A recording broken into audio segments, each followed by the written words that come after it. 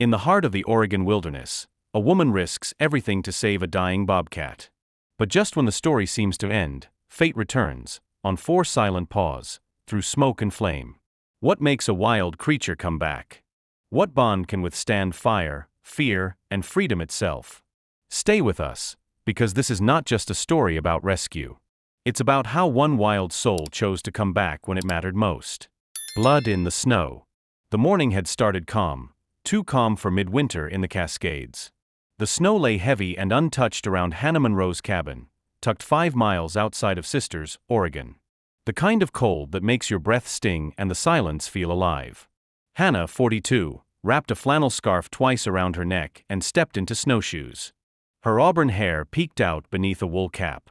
She was built lean, weathered by years in the field as a wildlife biologist, though she hadn't touched a data log in nearly 4 years. Now, her days were spent painting the creatures she used to track. The isolation suited her, or at least, that's what she told herself. She moved through the pines slowly, her breath forming short clouds. A red-winged hawk cut through the sky above. She paused to watch it for a moment, until something shattered the stillness. A scream. Not human, animal. High-pitched. Guttural. A cry laced with pain so raw it made her stomach drop. Hannah's instincts kicked in before thought did. She veered off trail, her legs breaking through fresh powder, the sound growing louder, more desperate. And then she saw it. Nestled in a shallow drift, partially hidden under a spindly pine, a bobcat, barely more than a juvenile, thrashed violently, one hind leg caught in a steel-jaw trap. Hannah's heart stopped. The trap was illegal. Nobody in their right mind used those things this far into the protected zone. Her jaw clenched as she approached, boots crunching softly. The cat turned its head sharply, teeth bared, fur bristling. Its eyes were wild, amber and furious. "Easy now," she murmured, crouching low. "I see you. I'm not here to hurt you." Blood streaked the snow around the trap. The bobcat's fur was a mix of sand and gray with darker speckles along its back, its signature black ear tufts standing like tiny flags. Its tail, short and black-tipped, twitched erratically. He looked young, maybe a year old. Old enough to hunt. Young enough to not know the world's cruelty. Hannah didn't move closer. She'd worked with enough wildlife to know panic kills faster than pain. She reached slowly into her pack, pulling out her emergency blanket, a multi-tool, and a pair of thick gloves. Her voice stayed low, steady. "You're hurt. I know. But you're not alone, okay? I'm going to help you." The bobcat lashed out, claws slicing the air as she got within 3 feet. She stopped, waiting for the breathing to slow, for the hissing to quiet. It took 20 minutes just to edge close enough. Another 5 to throw the blanket over him. And then she acted fast. She pressed her knee into the snow, one gloved hand pinning the cat's shoulder through the blanket. With a multi-tool, she worked the rusted hinge of the trap until it gave a dry metallic snap. The bobcat yowled once, sharp, furious, but didn't move. He was exhausted. When the trap finally opened, Hannah saw the damage. The leg was gashed, bone possibly bruised but not broken. She wrapped it with a scarf from her own neck, pulling it tight to stop the bleeding. Only then did she realize she was crying. "You're not dying out here," she whispered, pressing her hand gently to his side. "Not today." The bobcat didn't respond, but his body trembled against her. She didn't know if he was going to bite her or pass out. She didn't care. She gathered him carefully in her arms, cradling him like something both sacred and feral. And just like that, she turned toward home, her heart racing, arms full of a wild, wounded mystery. The trees closed behind them, as the snow began to fall again. Shelter and suspicion. The walk back was slow and silent. Hannah held the bobcat close, his weight no more than 30 pounds, though he felt heavier with every step, heavier with risk, with consequence, with the weight of what she was choosing to do. Back at the cabin, she didn't take him inside. That would be too much, too soon. Instead, she carried him to the enclosed back porch, where the temperature was cold enough to keep infection at bay, but warm enough to ease the shock in his battered body. She laid him gently on an old wool blanket beside the woodpile, then knelt beside him, watching for signs of consciousness. He stirred, his ears twitching beneath the blanket she draped over him. One eye cracked open, warily tracking her. "You're safe," she whispered, sitting cross-legged a few feet away. This isn't a trap. The cat didn't move. But he didn't flee either. That night, Hannah stayed on the porch, wrapped in a sleeping bag. Every few hours she checked his pulse, his breath, the swelling on his leg. She offered water. He refused. But his gaze never left her. The next morning, as golden light stretched through the pine slats, she gave him a name. "Whistle," she said softly. "You barely made a sound when I found you, just this faint. Whistle in the wind." She smiled to herself. He didn't react. By day 3, the bleeding had stopped. He still didn't eat, but when she came out with a small bowl of shredded chicken, he didn't hiss either. Progress. By day 5, he was sitting up. Not walking. Not trying to escape. Just watching. Hannah could feel it, his wild mind evaluating everything. Calculating the threat. Wondering if this human with a soft voice and slow hands was the reason he was still breathing. One afternoon, she caught him limping toward the screen door, sniffing the wind beyond the frame. His body tensed, not to bolt, but to remember. Still wild. But curious. Still wild. But not leaving. And that's when Hannah knew he was choosing to stay, for now. She didn't know how long it would last. But for the first time in years, she felt something flicker in her chest, something she hadn't allowed herself to feel since she left fieldwork behind. Hope. Unlikely housemate. Spring came slowly to the Cascade Mountains, melting the snow one stubborn inch at a time. By the time the last of the frost faded from the edges of the pines, Whistle had become more than just a wounded guest, he was a presence. A quiet shadow, always near, never intrusive. He still limped slightly on his left hind leg, but he moved with the grace only wild creatures could manage. And he hadn't left. Not for good, anyway. Every few days, Whistle would disappear for hours, once even for a full night. Hannah tried not to worry, though her fingers would twitch near the porch door and she'd find herself scanning the tree line. But without fail he returned, appearing silently, like mist sliding between branches. No fanfare, no sound. Just 2 amber eyes catching the sunlight. The porch was still his refuge, but he'd begun venturing closer to the main cabin. On warmer mornings, Hannah left the back door cracked. Sometimes, he came in. Just a few steps. Enough to brush the threshold with his presence. He was never invited. She didn't coax, didn't tempt. She knew the rules. If a wild animal came to you, it was a gift. If you called it, it became something else entirely. There were moments, quiet ones, that felt almost like understanding. Whistle would sit outside her studio window as she painted, his gaze fixed on her hand as it swept color across canvas. She once caught him watching her reflection in a rain puddle for nearly an hour. His head would tilt slightly when she spoke to him. He didn't flinch at her voice anymore. Once, a thunderstorm rolled in from the west, fast and loud, shaking the trees and splitting the sky. Hannah found Whistle curled against the back door, his ears flat, his shoulders rigid. She opened it slowly, stepped aside. He stepped in. Didn't go far. Just lay on the old braided rug beside the wood stove until the storm passed. Neither said a word. She watched him breathe, watched the way his chest rose with steady rhythm, and it struck her, he wasn't tame. He never would be. But somehow they were becoming something else, something in between. He hunted again. She saw the feathered remains of a grouse near the edge of the cabin one morning. Another time, a squirrel's tail left in the path like some strange offering. It wasn't dependence. It was balance. A silent agreement between 2 solitary souls. And then came the first morning of May, when Hannah woke to find Whistle stretched across the porch bench, tail dangling, fast asleep. She paused in the doorway, coffee steaming in her hand, and smiled. "You're not going anywhere, are you?" she whispered. He didn't stir. For the first time in years, Hannah didn't feel alone in the forest. And for the first time ever, the forest didn't feel quite so far from home. Trouble comes knocking. Word travels fast in small towns, especially when it involves anything unusual, and a wild bobcat living near someone's cabin? That was more than unusual. That was dangerous. At least, that's what Doug Halpern believed. Doug had been Hannah's neighbor in the loosest sense of the word. He lived 2 miles down the ridge, close enough to share a mail route but far enough to never cross paths unless something went wrong.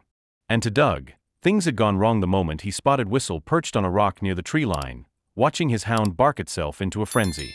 That same night, Doug showed up uninvited on Hannah's porch. "I don't know what you think you're doing," he snapped, arms crossed over his flannel coat, "but keeping a predator this close to town? That's asking for trouble." Hannah didn't flinch. "He's not being kept. He's free. He just chooses to stay near." Doug scoffed. "That's the problem. You're feeding it, aren't you?" "I don't need to explain myself to you," she said evenly. "And no, I'm not." Doug stepped forward, voice low. "You've been here long enough to know how this works. Bobcats kill livestock. Pets. They don't get second chances, Hannah. They get shot." She closed the door without another word. 2 days later, a white SUV pulled into her dirt driveway, flinging up a cloud of dust. Oregon Fish Wildlife. Hannah stood on the porch, arms crossed as 2 officers approached. The younger one, badge reading Carter, looked uneasy. The older one, Sergeant Lennox, had a clipboard and a forced politeness that felt like a blade. "We've had a few reports," Lennox began. "Neighbor concerns about a potentially dangerous animal being harbored here." "I'm not harboring anyone," Hannah said, calm but cold. "There's a bobcat who comes and goes. He's free to leave whenever he wants." "Do you have photos?"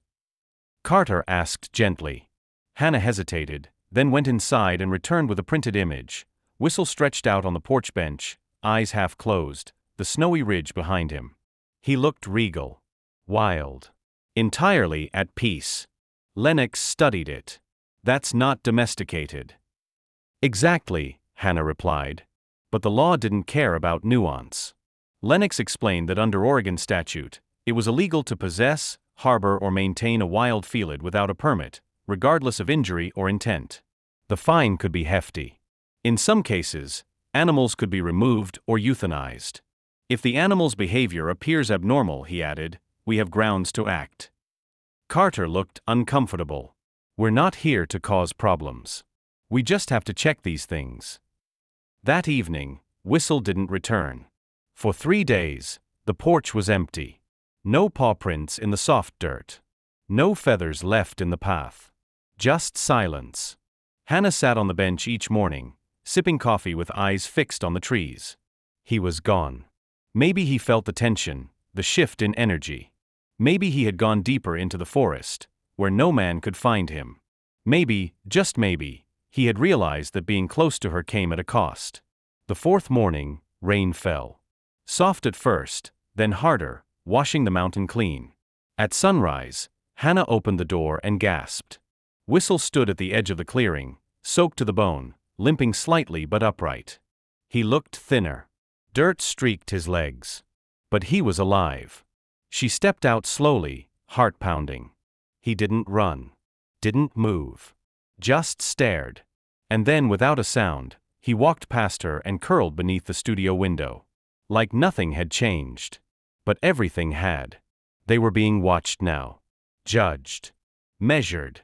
And somewhere in the distance, thunder rolled over the ridge. Plus, ashes and echoes. The summer started dry. Too dry. Locals at the feed store whispered about wind patterns and early lightning storms, and by late June, the mountain air already smelled like tension.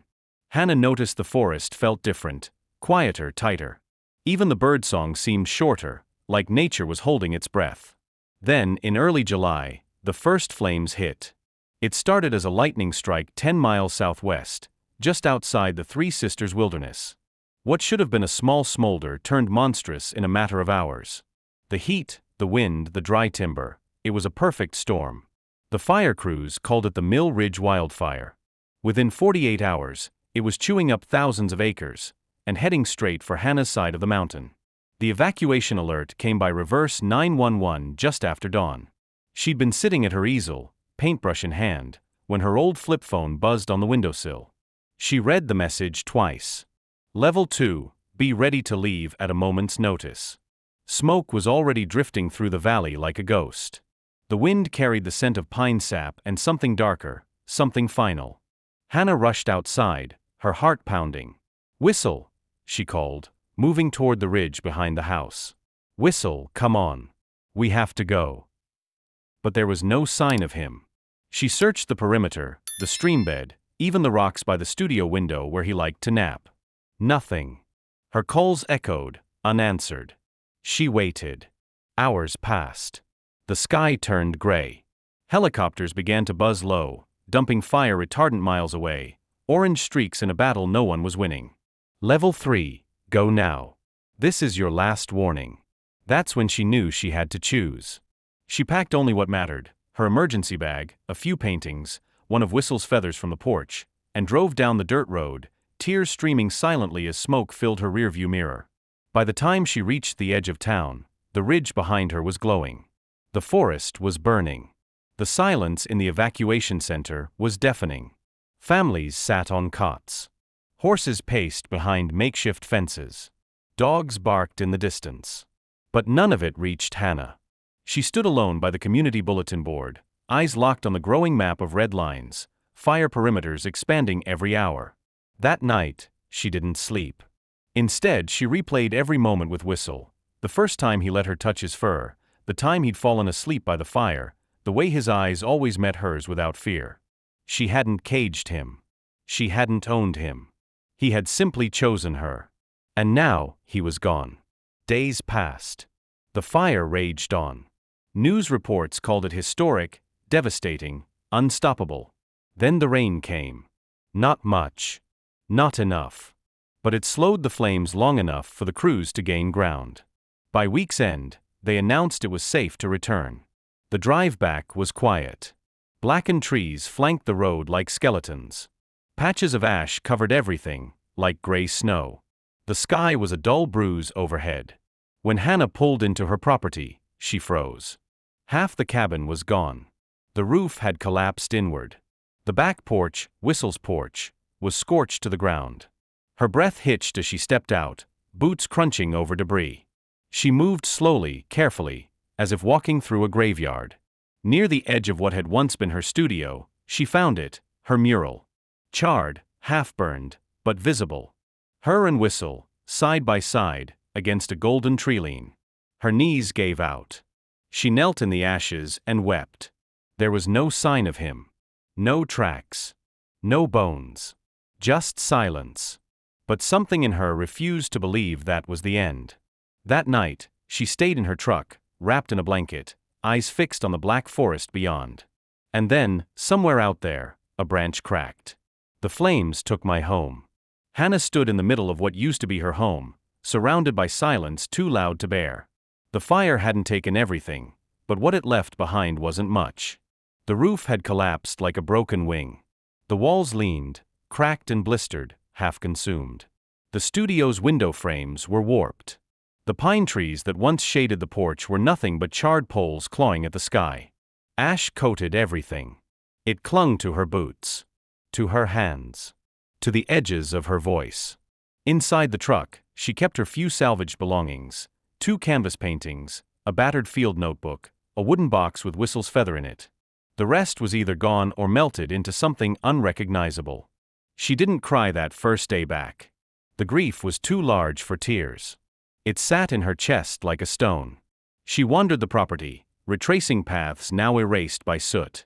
Where the trail once curved around the eastern slope, there was only black earth and silence. No birds. No rustle of chipmunks in the underbrush. No deer tracks near the stream. It was like the forest had stopped breathing. And there was no sign of Whistle.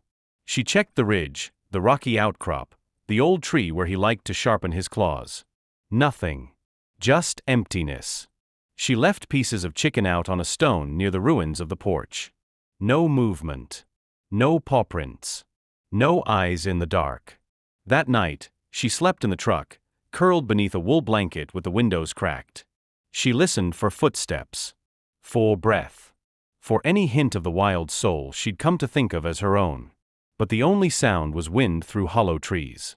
The second day, she lit a fire in a steel drum near the cabin's edge. Just a small one. Controlled. Contained. She sat beside it, staring into the flames as if they owed her answers. By the third day, she found herself talking to the air. "I should have waited longer," she whispered. "I should have stayed." She didn't know if she was talking to Whistle, to the trees, or to herself. On the fourth morning, she found the remains of his water bowl, cracked, blackened, but still recognizable, buried beneath a pile of wet ash. She picked it up carefully, brushing the soot from its edge, and held it like it was something sacred. Then she placed it beneath the pine skeleton near the porch, beside the old scarf she'd used to bind his wounded leg so many months ago. A small memorial. Not a goodbye. Just a promise. The return. It was just before dawn when Hannah woke to the sound of scratching. Soft. Rhythmic.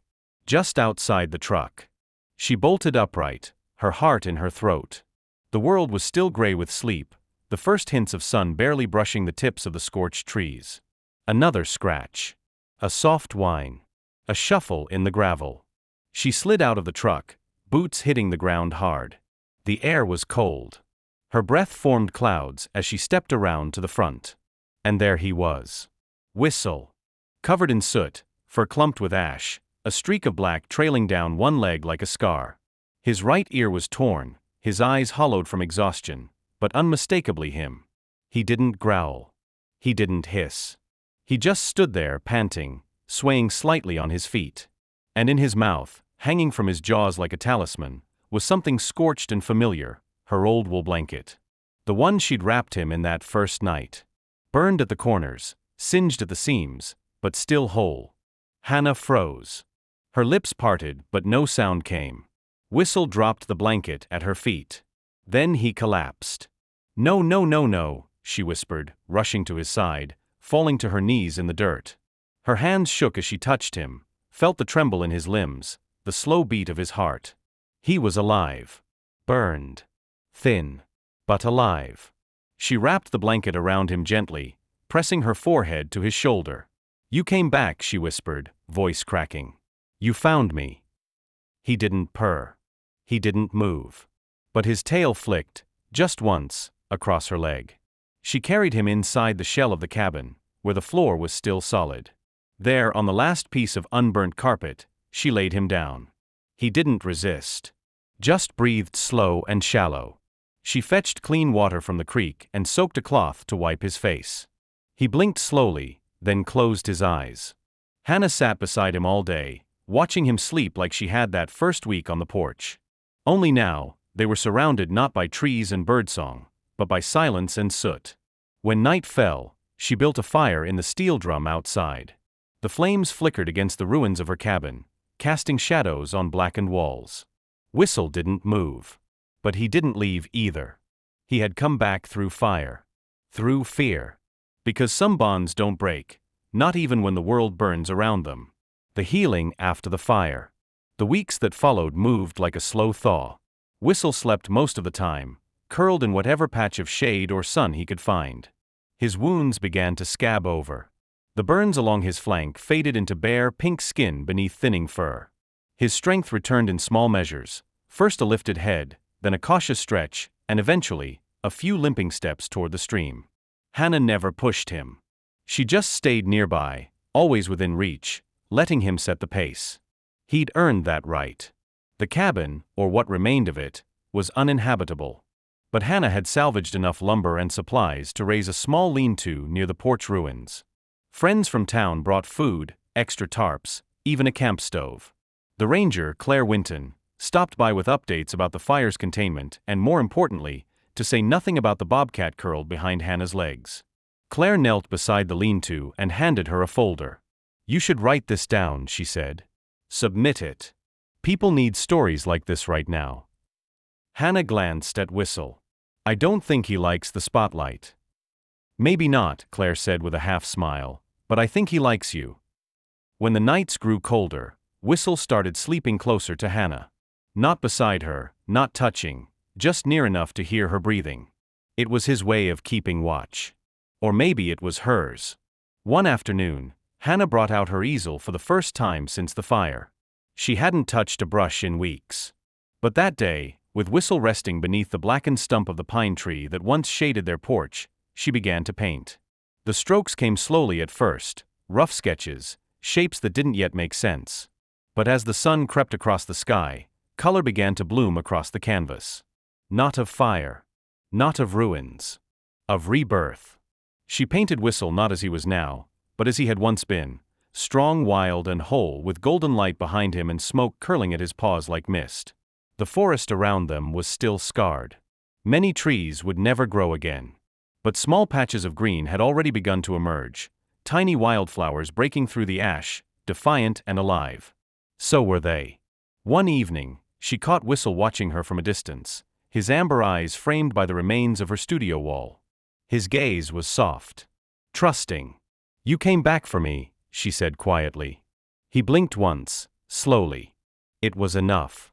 The goodbye. It happened one morning, just after the first frost of fall kissed the mountain. The air was thin and crisp. The sky clear, the kind of blue you only get at elevation. Hannah woke to find the lean-to quiet, no soft huff of breath behind her, no shifting weight of a sleeping bobcat nearby. She stood, wrapped her flannel tightly around her shoulders, and stepped outside. The clearing was still. The old pine stump where Whistle usually lay was empty. The trail down to the creek showed faint paw prints leading away, then nothing. She waited. All day, she watched the tree line. Left bits of meat on the stone where he once perched. Walked the edge of the ridge, calling his name just once. No sound came back. But somehow in her bones she knew. He wasn't coming back. Not because he didn't care, but because he was whole again. Strong enough to return to the wilderness that had shaped him. The fire hadn't broken him, it had burned away the part of him that needed to stay. She sat down beside the old mural wall, its paint now weathered and cracked, but still bearing the image of a woman and a wild cat side by side. A bond that no longer needed proximity to remain intact.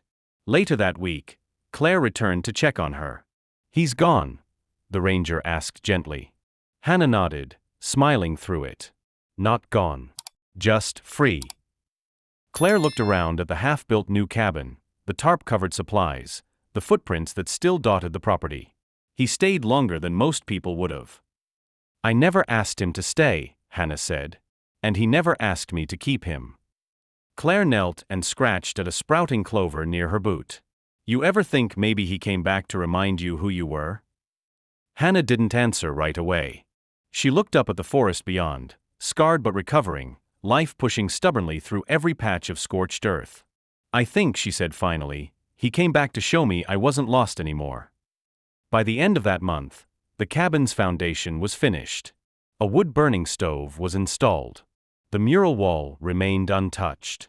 Hannah painted a second mural, smaller, tucked into the inside of her new studio wall.